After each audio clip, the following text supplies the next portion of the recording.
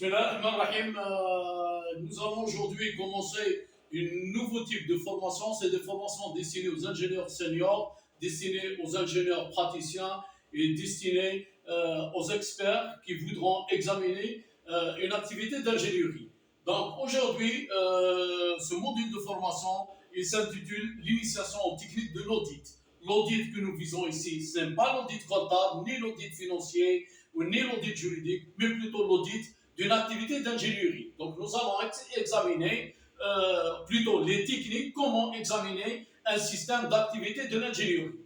Nous allons introduire ce module ou cette formation par un concept général pour définir l'audit comme étant, on vient de le voir ici, comme étant un processus systématique. Donc un processus systématique supposé ou réputé indépendant et suffisamment documenté. Quel est l'objectif de l'audit d'une activité d'ingénierie? Bien sûr, recueillir des informations réputées objectives et en vue de faire quoi? En vue de mesurer des éléments d'écart du système examiné par rapport à un référentiel. Donc la notion de l'audit de l'activité d'ingénierie est liée à une notion de contrôle, de surveillance, d'observation et de mise en évidence des éventuels écarts par rapport à des référentiels.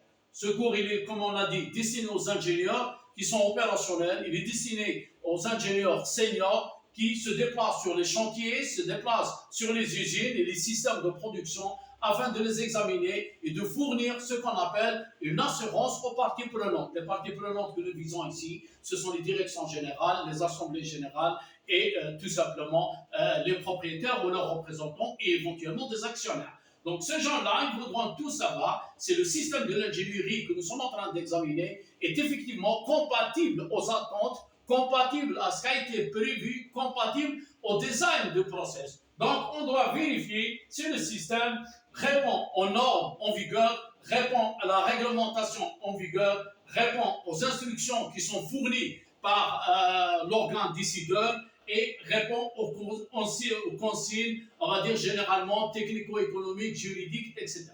Donc l'audit en général, c'est une fonction. L'une des fonctions aussi de l'entreprise, ça peut être interne ou externe.